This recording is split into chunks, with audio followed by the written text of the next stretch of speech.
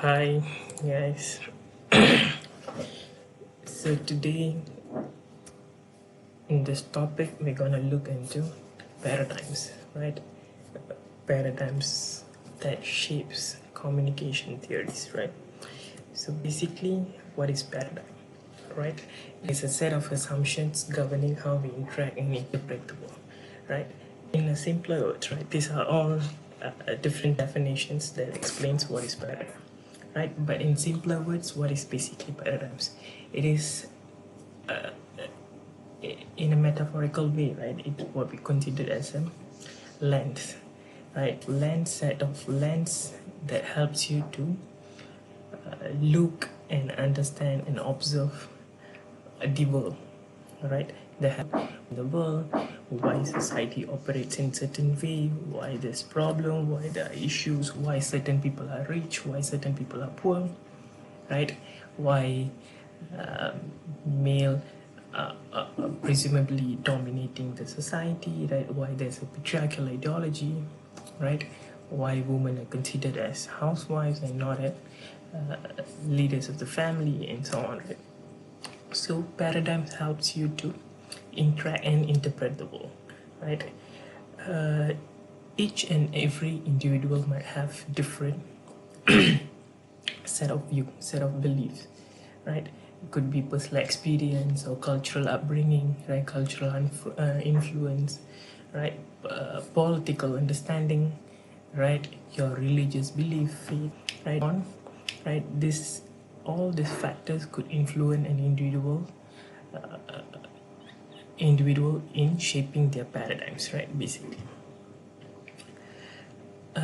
Different situations demand different paradigm as well, right? The way you look in situation A might be different from situation B. Let's say from economic crisis versus to profitability, right? How you want to differentiate your understandings about these situations, right?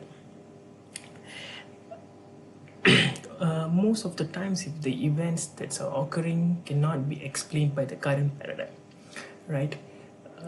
Let's say you cannot make a conclusion or make an interpretation out of certain phenomena, for instance, right? Then you might have you might be creating a new paradigm, right? A new paradigm might be created so that you would be able to evaluate and understand and interpret the ongoing situation, right? Without a paradigm, it is impossible to interpret the world, right? Your everyday instances, yeah, why I'm paid lower compared to, let's say, the managerial position, for instance, right? These are the things that already been structured, it's already been there in place, but why is it so, right? The question is basically why is it so, right? So, right, interpret the world, right?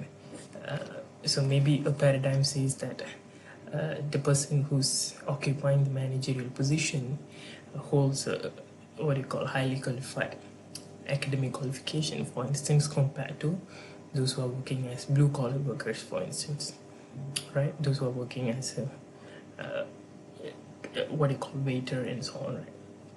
But maybe another paradigm will ask, isn't the contribution of these two set of different workers who holds different positions are equally important to the benefits of the company, right? In generating profits of the company, right? Some other paradigm would question,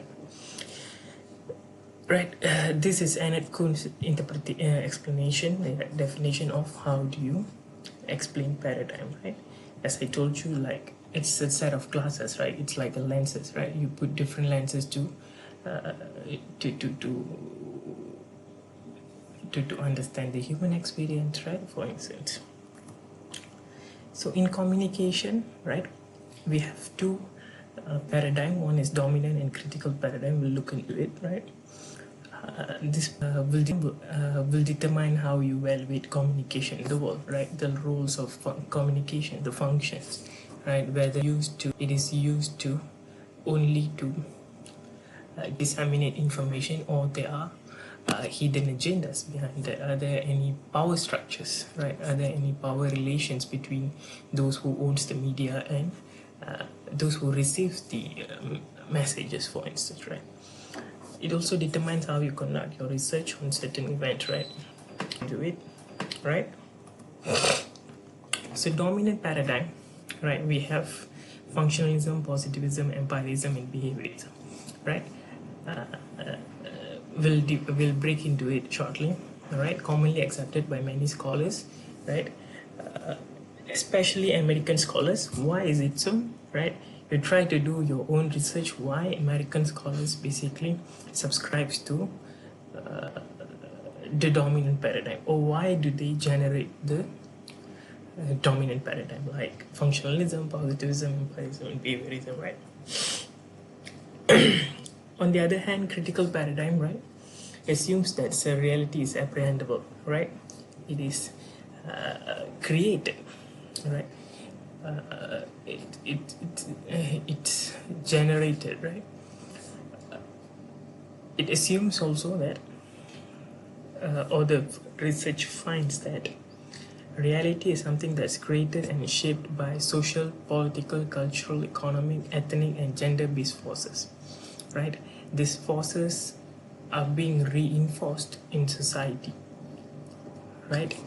Over time, over a time period in the social structures that are taken to be natural or real, right? For instance, right, let's take an example of democratic system, right? We believe democratic system is the most accessible one, right? It's the most effective one, right? As a political system, I believe democracy is the most effective system. But is that who created the reality, right? Someone might have created the reality, right? What was the mode of ruling before democracy came in, right? Something for economic, for instance, now we are subscribing to a mixture of capitalist system in combination with state intervention, right? Is it the only economic system that we could employ in our nation's economic system, right? So these are the things argued by critical paradigm, right? The focus, right, the primary focus is to understand power, inequality in society, and also to push for social change, right? Besides identifying the existence of power, right, usage of power, existence of inequality, right, between the rich and poor, for instance, between the white and black, right, between ethnicity, between gender, right? There's a power relation between man and woman, for instance, right? So it also seeks to change those power imbalances. Let's say now there's a status quo saying that only a group of people are allowed to be the rulers, the ruling elite, right? Critical paradigm tries to change the mindset of the people by providing subjective interpretations to the existing situations and also phenomena, right? It's been influenced by Marxism, right? And social theories like Max Horkheimer, Adorno from the Frankfurt School, right? Try to Google for Frankfurt School, even though we'll look into that in different chapters. Just get a gist on what is Frankfurt School and all about, right? Functionalism, right, popularized by Emile Durkheim, an understanding that considers society as living in a united social system. Right, basically,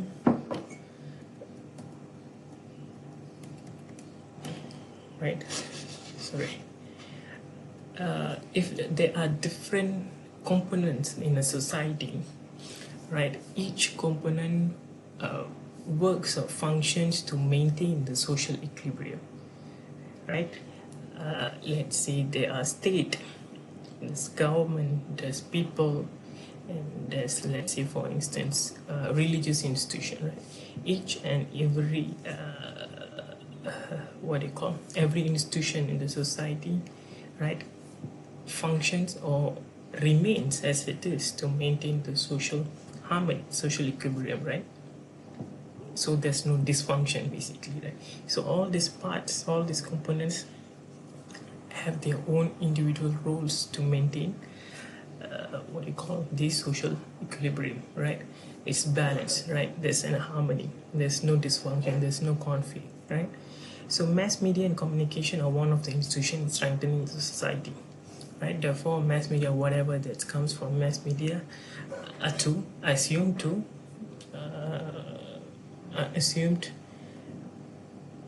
to be contributing in strengthening the equilibrium of the society, right? In order to maintain equilibrium, society needs to decide a value which should be contented, right? It always says that an equilibrium will be maintained until a crisis happens. Could be any crisis, right? Maybe economic crisis, maybe political crisis, for instance, right? When there's a crisis, the society will undergo a change, right? Maybe the functions will be redefined, right? The functions of each components, right? Each institutions in society will be redefined, so that a new equilibrium would be formulated, will be achieved, right? And the basic assumption is that this is important, right? Society is in the way it is because of natural circumstances, right? It says that the poor remains poor because of natural circumstances. The rich are rich because of they are hardworking. They invested a lot of time and energy to become rich. The powerful people comes from certain group of people because they have innate quality, for instance, right? Slavery happens because of nature. So this kind of assuming everything has happened for a reason, right? And then we have positivism, right? Comes from Auguste Comte, right?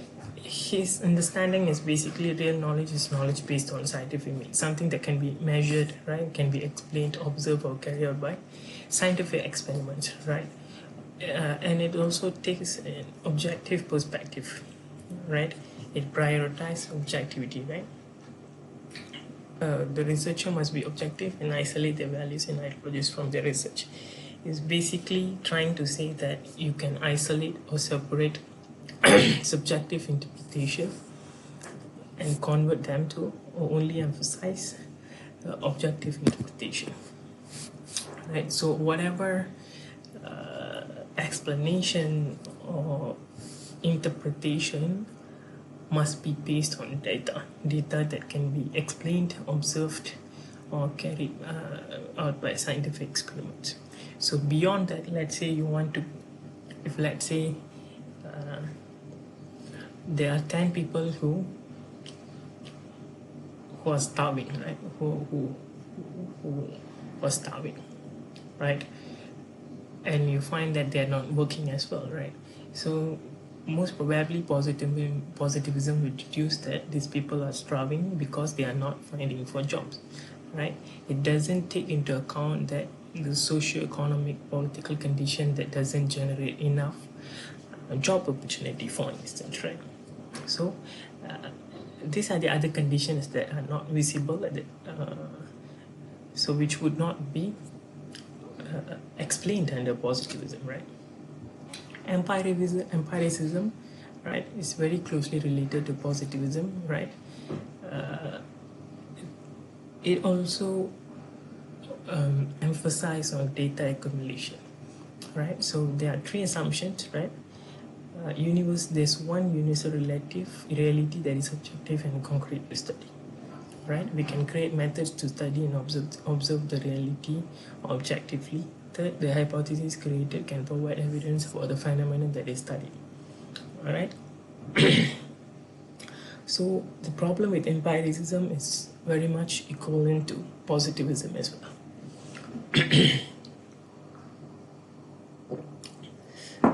The question comes in when whether there's one universal reality that's applicable to everyone, right? What is the reality of the let's say a black slave is the same compared to a white slave owner, right? What about the reality of the rural people living in villages, working on estates, for instance, or working in peripherence are the reality of these peasants are same as a person who lives in an urban area working in a corporate company or a CEO of a corporate company, right? So reality is something that's subjective, and it differs from one to another, right?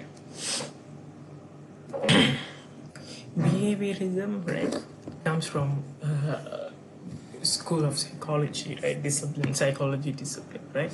It focuses on the change in human behavior, right? Research will be conducted in empirical form to study the change according to stimuli, right? People are treated as lab rats, right? For instance, for experiments, right? The famous one is, besides media effect studies, we have Albert Bandura conducting studies on what you call the Bobo doll experiment, for instance, right? Trying to find whether human react to certain condition when you're controlled environment, right? You can also Google for this Bobo doll experiment and look how behaviorism interprets the way human behaves in a controlled environment, right? Its area of study is always about media effect studies, right? Whether people are reacting to be violent, right? Whether there's an effect of violence, right? Through media content among the public and so on, right? So the criticisms, right, doesn't explain the conflicts happening in society, right? As I told you before, there are a lot of conflicts happening in society. For instance, economic inequality, right? Poverty, crime rate, increasing crime rate, right? And so on and so forth. So it assumes society functions just well and doesn't question the imbalance in social class. I will look into what are the social classes, right? It also assumes communication studies as a subfield like from other fields like politics, economic, culture, and social background, right? As time goes, we realize that it has been proven that politics, economics, culture, and social background as a part and parcel of communication studies. It is not something that can be distinguished. Right? Misguided tendency to analyze and phenomena in a narrow and objective sense.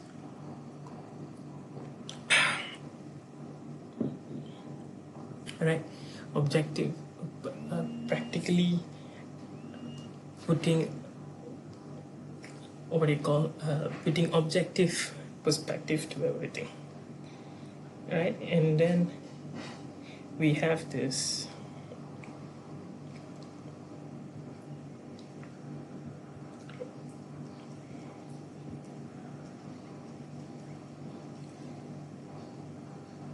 assumes society will behave the same way, right? Like putting the reality for everyone is same with everyone, right?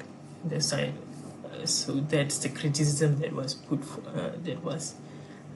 put forward against the dominant paradigm. And then we have this critical paradigm, right? Of course, it was influenced by Marxism, right? Why it was influenced by Marxism? Because Marxism basically says that the society is divided into different classes, right? As of now, we might have this structure, right? Even this is different from nation to nation, right? Different continents, right? When Marx and Engels was writing and analyzing the class system, right? It was the ruling class and the working class, or the bourgeoisie and the working class, right? We'll look into that later.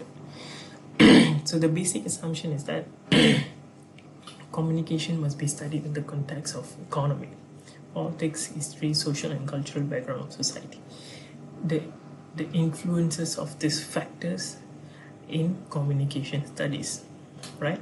It must be holistic. It cannot be separated that these are functioning on an isolated condition, right? Every communication tool from media to audience must be studied to observe the relationship between these processes and the capitalist system or so forth.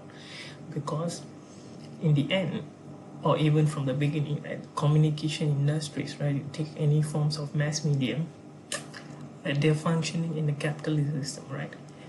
It's again coming back to the idea of generating profit, right? So these are the questions that was raised by critical paradigm, right? Society is divided into different classes, right? It is not something that's unnatural. People are divided into different classes because of the relation with means of production. For instance, who have more money, for instance, let's say the upper class, the bourgeois class, right? Those who owns more money, and those who have a lot of corporate companies under them, those who have a lot of businesses under them, right? They might have different privilege compared to the working class. But who are the majority, whether it's working class or the social, the upper class, right? The bourgeois class, right? And social class is influenced by various factors like the base and superstructure, right? Base is what we call as the economy of the state or the nation, right? And superstructure are the institutions in society. It could be religious, it could be family. How the